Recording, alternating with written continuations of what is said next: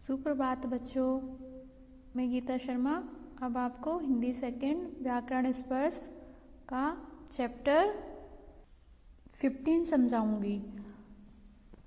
Chapter 14 आपके complete हो चुके हैं। 14 चैप्टर था आपका समास। आई होप आपने वर्क कंप्लीट कर लिया होगा बच्चों।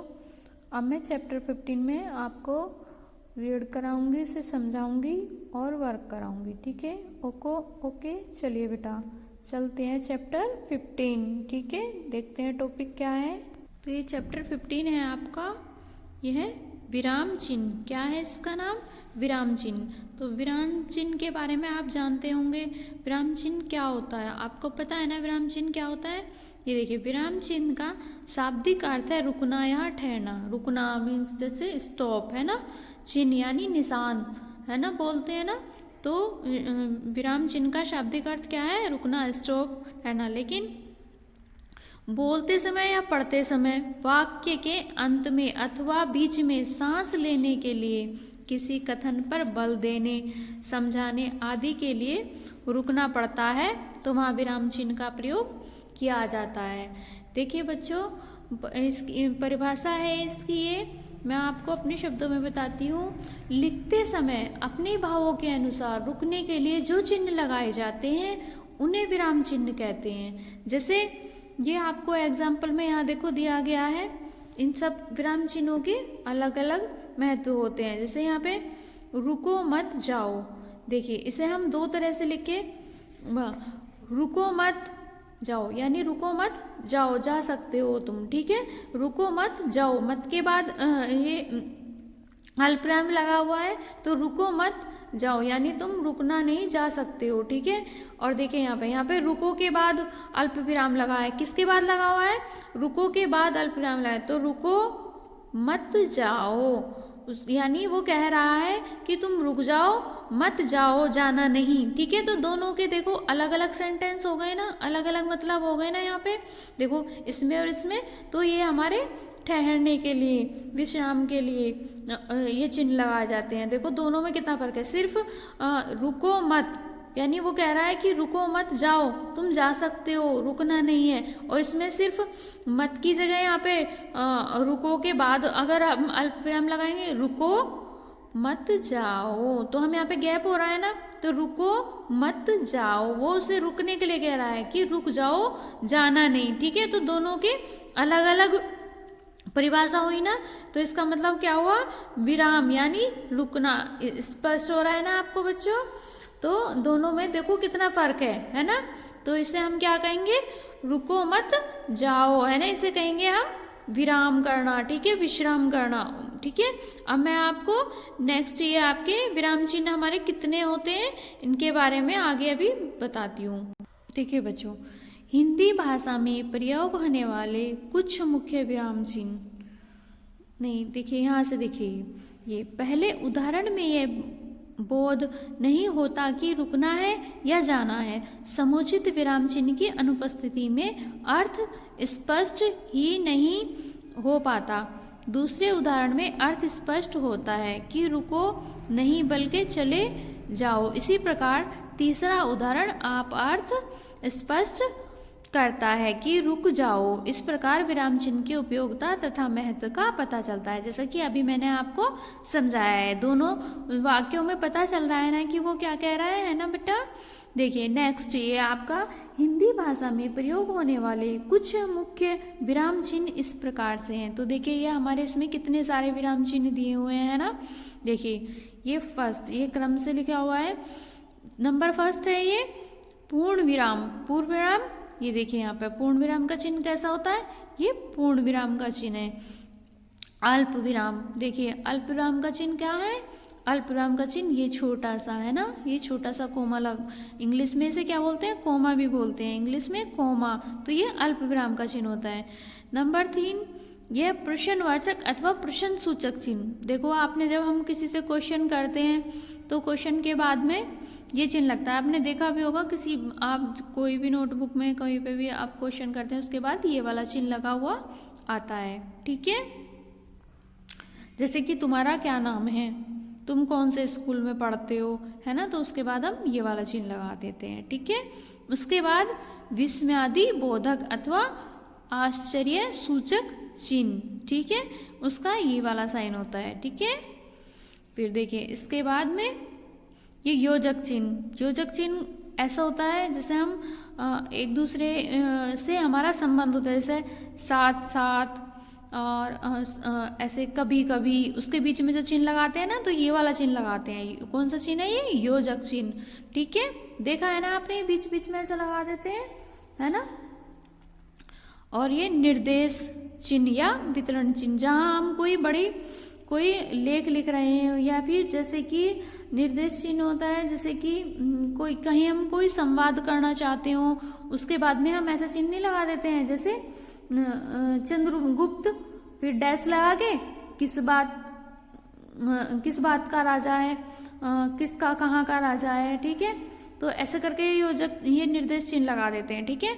उसके बाद है नेक्स्ट ये उद्धरण चिन्ह अथवा अवतरण चिन्ह। उद्धरण चिन्ह, ये देखिए उद्धरण चिन्ह जैसे हम कोई कविता या कुछ लिख रहे हैं, उसमें उसके सारांश में कोई जिसकी ज़्यादा वैल्यू हो, या कोई लेख लिख रहे हैं, उसमें हम ये उद्धरण चिन्ह का निशान लगाते हैं। और कोष्टक का भी जो मोस्ट इम्पोर्टेंट होता है, जो हम उसके लिए हम कोष्टक का प्रयोग करते हैं। आपने देखा होगा हम कोष्टक का प्रयोग करते हैं, ठीक है। ओके, चलिए अब इनके बारे में मैं आपको डिटेल से समझाती हूँ, ठीक है। तो नेक्स्ट ये आपका सबसे पहले ये देखिए, ये है पूर्ण विराम।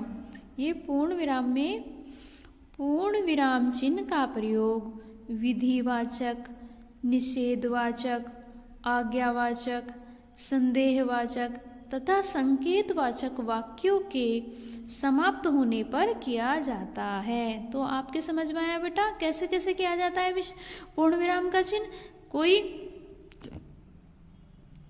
किसी प्रकार का कोई भी क्वेश्चन हो, निषेध, कोई भी किसी को आज्ञा देने के लिए हम कुछ कर रहे हैं, किसी वाक्य में कोई संदेह हो तो उसके लिए हम बोल सकते हैं, किसी को हम कुछ संकेत करके, इशारा करके हम किसी को बता रहे हैं, तो उसे संकेतवाचक वाक्यों में, उसमें हम जिसमें हमारा क्वेश्चन पुटअप हो रहा हो, उसके लिए जो वाक्य पूरा हो जाता हो, ठीक है, जो वाक्य पूरा हो जाता हो उसके लिए हम, जैसे कि यहाँ पे दे रहे बड़ों का आदर करना चाहिए, है ना। तो ये हमारा वाक्य कंप्लीट हो गया। तो इसके बाद हम क्या लगाएंगे?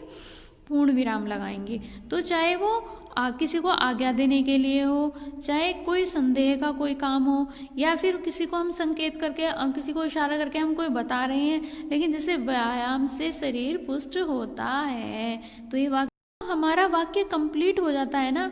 जो हमारा वाक्य कंप्लीट हो चुका होता है उसके बाद में हम ये वाला चिन्ह लगाते हैं, ठीक है बच्चों। नेक्स्ट देखते हैं कौन सा है। देखिए नेक्स्ट है हमारा ये अल्प विराम। जैसे कि मैंने अभी बताया था, अल्प विराम को इंग्लिश में कोमा भी बोलते हैं ना। तो कोमा लगाते हैं ना छोटे छोटे वाक्य को, वाक्य में अपनी बात स्पष्ट करने हेतु जहाँ बहुत कम समय के लिए रुकना आवश्यक होता है, वहाँ अल्प विराम चिन्ह का प्रयोग किया जाता है। देखो बच्चों, अल्प विराम कहाँ लगाया जाता है? जहाँ हमें अपनी बात को स्पष्ट रूप से बताने के लिए, जहाँ हमें बहुत थोड़े से टाइम के लिए रुकना होता है, वहाँ पे हम जो है अल्प विराम लगाते हैं। जैसे हम किसी के, जैसे गाय के बारे में हम कुछ बताने लगे, जैसे गाय एक बहुत अच्छी गाय हमारी माता है, और उसके बारे में हम कुछ लिखते हैं, जैसे कि गाय घी देती है, गाय के गोबर से उपले बनते हैं, गाय हरा चारा खाती है। तो उसके बाद में ऐसे हम छोटे छोटे विराम चिन्ह लगाते हैं। जैसे कि इसमें दिया हुआ है, जैसे मैं घर जाता हूँ, पहले खेलता हूँ, फिर पढ़ता लिखता हूँ, फिर सो जाता हूँ, है ना। तो छोटे छोटे वाक्यों पे रुकने के लिए हम कौन से चिन्ह का प्रयोग करते हैं? अल्प विराम चिन्ह का प्रयोग करते हैं, ठीक है ना। तो अब आपको समझ में आ गया, अल्प विराम का चिन्ह हम छोटे छोटे वाक्यों में, छोटे छोटे गैप के लिए हम अल्प विराम का, जहाँ हमें थोड़ी सी देर के लिए रुकना होता है, वहाँ पे हम अल्प विराम का चिन्ह लगाते हैं, ठीक है। अब ये नेक्स्ट देखिए, ये अर्ध विराम का चिन्ह। अर्ध विराम का चिन्ह, जहाँ पूर्ण विराम से कुछ कम और अल्प विराम से अधिक रुकना अपेक्षित होता है, वहाँ इसका प्रयोग किया जाता है। अब देखो, अर्ध विराम का चिन्ह साइन कौन सा था? ये होता है, ये ये देखिए ये क्या है, ये अर्धविराम का चिन्ह होता है, ठीक है, बिंदु और नीचे ये कोमा, इसे क्या कहते हैं, अर्धविराम कहते हैं। अब देखिए अर्धविराम कैसे कहाँ पे लगता है, अर्धविराम जहाँ पे हमारा जो पूर्ण विराम होता है, जहाँ बात पूरी भी ना हो, पूरी होने के बाद, और जो अल्प विराम जो से अधिक, मतलब जो उससे थोड़ा सा, जो अल्प विराम जहाँ पे देते हैं थोड़ा सा अधिक रुकना हो, और पूरा क्वेश्चन पूरा होने से थोड़ा पहले रुकना हो, तो वहाँ पे हम कौन से वाला चिन्ह लगाते हैं, अर्धविराम का चिन्ह लगाते हैं। देखो तो जैसे अब खूब परिश्रम करो, ठीक है, तो यहाँ हमने क्या लगाया, अल्प विराम का चिन्ह लगाया। फिर क्या, परीक्षा निकट है, ठीक है, तो यहाँ हमारा, तो देखिए बच्चों यहाँ पे ये जैसे परीक्षा निकट है, और ठीक है ये पूरा सेंटेंस है, अब खूब परिश्रम करो परीक्षा निकट है, तो यहाँ पे थोड़ा रुकना होगा ना, आप खूब परिश्रम करो, फिर ये अर्धविराम परीक्षा निकट है ना, तो ये ऐसे आता है। आलस्य मनुष्य का शत्रु है, हाँ बात सेंटेंस हमारा पूरा हो गया, इससे दूर रहो, ठीक है, लेकिन मतलब पूरा तो हो गया, लेकिन हमें कुछ आगे भी कहना है उसके लिए, तो उसके लिए ये अर्धविराम चिन्ह का प्रयोग किया जाता है। आ गया ना आपको समझ में, ठीक है। अर्धविराम जो हमारा पूर्ण विराम से थोड़ा कम हो और अल्प विराम से थोड़ा अधिक रुकना पड़े, वहाँ पे हमें अर्धविराम का प्रयोग करना चाहिए, ठीक है। ओके, नेक्स्ट है आपका बेटा ये प्रश्न सूचक चिन्ह। जिस वाक्य से प्रश्न पूछे जाने का बोध हो उसके अंत में प्रश्न सूचक चिन्ह लगाया जाता है। देखिए बेटा इसके नाम से ही पता चल रहा है, प्रश्न सूचक, जहाँ पे हमें क्वेश्चन करना है, क्वेश्चन पुटअप करना है, वहाँ पे हम प्रश्न सूचक चिन्ह का प्रयोग करते हैं। जैसे तुम किस कक्षा में पढ़ते हो, हम किसी से क्वेश्चन कर रहे हैं, तुम्हारे स्कूल का क्या नाम है ना, तुम किस कक्षा में पढ़ते हो, तुम्हारी एज क्या है, तो ये हमारे प्रश्नवाचक चिन्ह यहाँ पे लगाया जाता है। जो वाक्य में हमें प्रश्न कर रहे हैं हम किसी से, वहाँ पे प्रश्न, और हमारे सेंटेंस में बाद में वहाँ पे प्रश्नवाचक चिन्ह आएगा। ये तो सबसे इजी है बच्चों, है ना, ये तो आपको याद भी हो गया होगा। अब देखिए विस्मय सूचक भी और संबोधक चिन्ह, विस्मय सूचक चिन्ह और संबोधक चिन्ह, अब इसके बारे में जानते हैं। देखो वाक्य में आश्चर्य, हर्ष, घृणा आदि भाव प्रकट करने के लिए इसका प्रयोग करते हैं। जैसे वाह आनंद आ गया, उफ कितना गहरा गाओ। देखो तो बच्चों इसमें हमारा ये कितनी अच्छी बात बताई गई है, इतना इजीली ये हमें समझाया गया है। जहाँ पे कहीं पे हर्ष की बात हो, हम किसी से घृणा का भाव आ रहा हो, या कोई आश्चर्य प्रकट कर रहे हो हम, तो यह जैसे कि किसी को कोई परेशानी है उसके लिए, तो हम जैसे वाह ये कितना अच्छा है, ये कितना सुंदर है ना, जैसे वाह आनंद आ गया, वाह क्या मज़ा आ गया, है ना, कितना अच्छा लगता है। तो उसके लिए हम कौन सा विस्मय सूचक चिन्ह, देखिए ये रहा, ये विस्मय सूचक चिन्ह है ना, ठीक है, आपको समझ आ रहा है। ये देखिए वाह आनंद आ गया, है ना, तो कितना इजीली यहाँ पे बताया गया है। तो हम किसी भी बात को हर्ष या घृणा या भाव जिसमें हमारे ये भाव प्रकट होते हो, उसमें हम वहाँ पे ये विस्मय सूचक बोधक चिन्ह लगाते हैं, ठीक है। नेक्स्ट है आपका बच्चों ये नहीं, ये वाला आपको करना है, ठीक है। ये निर्देशक चिन्ह, निर्देशक चिन्ह कौन सा आता है, जब किसी बात पर विशेष प्रकार डालने के लिए स्पष्टीकरण की आवश्यकता हो तो इस चिन्ह का प्रयोग किया जाता है। देखिए कितनी अच्छी बात है ये, जब किसी बात पर जब हमें किसी टॉपिक को गहराई से समझाना हो, गहराई से बताना हो, उस बात को स्पष्ट करना हो, तो वो चिन्ह उसके लिए आवश्यक होता है, देखना, ठीक है। जैसे जीवन में प्रगति के लिए आवश्यक है, तब इस चिन्ह का प्रयोग हम करते हैं। निर्देशक चिन्ह का प्रयोग हम कब करते हैं, जब हमें किसी टॉपिक कोई भी, जैसे कि हम निबंध लिखते हैं और निबंध में लिखते समय हमें जिस चिन्ह जिस बात को, जिस टॉपिक को हमें गहराई से दूसरों को बताना होता है, उसके आगे हम ये वाला चिन्ह लगाते हैं। अब नेक्स्ट है, देखिए जैसे कि इसका ये उदाहरण, इसी प्रकार जैसे नाटक के संवाद में भी हम कोई नाटक लिख रहे हों तो वहाँ पे उसके निर्देशन में हम देखिए ये चिन्ह का प्रयोग कर लेते हैं। जैसे सिकंदर सेनापति चंद्रगुप्त बधाई है। चंद्रगुप्त ये चिन्ह और किस बात की, राजन, क्वेश्चन प्रश्नवाचक चिन्ह। तो आपको देखो समझ में आ रहा है ना, तो इसलिए किसी नाटक में या कोई निबंध हो उसमें हम इस वाले चिन्ह का प्रयोग, निर्देशक चिन्ह का प्रयोग करते हैं। ठीक है, किसी भी पॉइंट को हम ज़्यादा डीपली हमें बताने के लिए इस वाले चिन्ह का प्रयोग किया जाता है। ठीक है, और नेक्स्ट है आपका ये देखिए, ये है विवरण चिन्ह। विवरण चिन्ह, जिस वाक्य के बाद कोई सूची देनी हो या कोई ब्यौरा कहानी हो तो उसके पहले विवरण चिन्ह का प्रयोग किया जाता है। जैसे संज्ञा के 3 भेद होते हैं तो हम ये लगाते हैं ना, ऐसे व्यक्तिवाचक, जातिवाचक और भाववाचक, है ना। तो हम ऐसे कैसे लगा देते हैं, तो हम ये वाला चिन्ह लगाते हैं ना। ठीक है ना, समझ में आ रहा है आपको।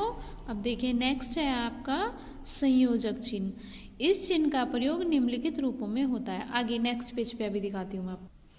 नेक्स्ट पेज पे देखिए बच्चों, शब्दों के युग्म के बीच में जैसे काला काला, घर घर, तो एक दूसरे का आपस में संबंध भी है तो उसके बीच में ऐसे ही लगाते हैं ना, तो उसे हम क्या कहते हैं, योजक चिन्ह कहते हैं। कौन सा चिन्ह कहते हैं, योजक चिन्ह कहते हैं। और या बीच में के अर्थ में, जैसे राम रावण युद्ध, है ना, तो ऐसे में वाला साथ साथ में लगाते हैं। ठीक है, तो कभी कभी में भी बीच में लगा देते हैं। ठीक है, जैसे एक बार हमें कोई शब्द को बोलना, कभी कभी ऐसा होता है तो उसके बीच में हम ऐसा चिन्ह लगाते हैं। ठीक है, साथ साथ हम लोग साथ साथ जाएंगे तो उसके बीच में हम ऐसा चिन्ह लगा देते हैं। ठीक है, इसके बाद है फिर ये नेक्स्ट देखिए, अब मैं आपको ये वाला करिए। अब अवतरण या उद्धरण चिन्ह। ठीक है, अवतरण या उद्धरण चिन्ह का साइन कौन सा है, ये वाला। ठीक है, ये आपको करना है। जब वाक्य में किसी का कथन या कथन का मूल रूप पुस्तक आदि से लिया जाए तो इस चिन्ह का प्रयोग करते हैं।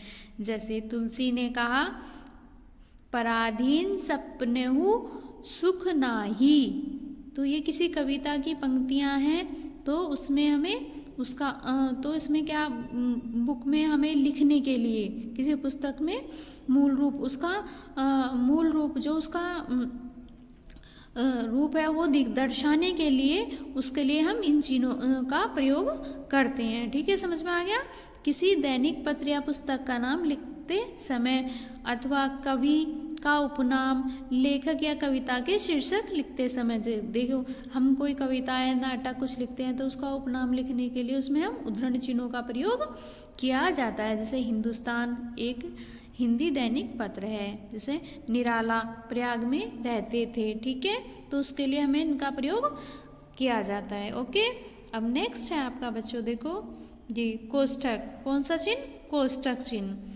तो कोष्ठक चिन्ह में आपको जब किसी पद या वाक्यांश के अर्थ को उसी वाक्य के भीतर प्रदर्शित करने की आवश्यकता समझी जाती है तब कोष्ठक चिन्ह का प्रयोग किया जाता है। देखिए, जब किसी पद या वाक्य, कोई भी पद हो या कोई वाक्यांश हो तो उसे हमें प्रदर्शन करने के लिए, रिमार्क करने के लिए इसका चिन्ह का प्रयोग किया जाता है। जैसे क्रिया के 2 भेद, जैसे सकर्मक अकर्मक के बारे में आप पढ़ चुके हैं, है ना, सकर्मक और अकर्मक के बारे में पढ़ चुके हैं ना आप, तो उसके लिए हम इन कोष्ठक का प्रयोग करते हैं। देखो, जैसे कि हम किसी जिले का नाम बताते हैं, हमें पता है जैसे कि हम बागपत में रहते हैं, जिला बागपत, तो उसे हम कोष्ठक में लिखेंगे, है ना।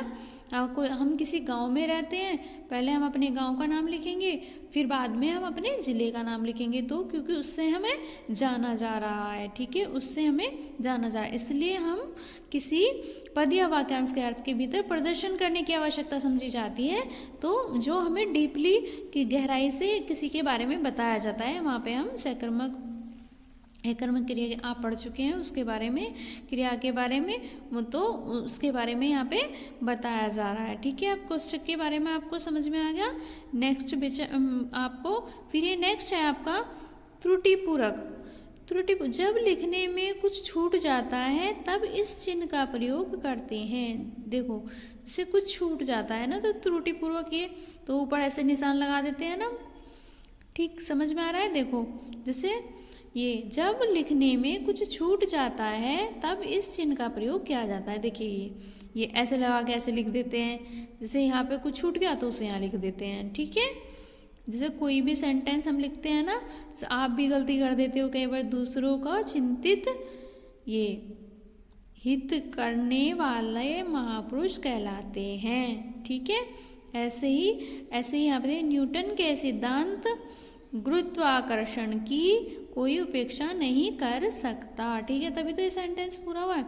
तो जो कभी कुछ छूट जाता है तो उसके लिए हम ये त्रुटिपूर्ण पूरक चिन्ह का प्रयोग कर लेते हैं। ठीक है, तो ये हमारे कितने सारे हो गए, 13 हो गए हैं बेटा। लेकिन अब मैं आपको इनमें से 3 कराऊंगी, 3 जो मस्ट हैं, 3 आपको नोटबुक पे नोट डाउन करने हैं जो मैंने अभी लिखे हुए हैं। ठीक है, ये देखिए आपको बुक पे निशान लगाने हैं। ये नेक्स्ट विराम का क्या अर्थ होता है, तो विराम का क्या अर्थ होता है बेटा, ठहरना। तो ठहरना पे राइट का निशान लगाइए। ठीक है, नेक्स्ट है शोक हर्ष घृणा वाले वाक्य में किस चिन्ह का, तो किस चिन्ह का प्रयोग किया जाता है, योजक चिन्ह का प्रयोग किया जाता है ना।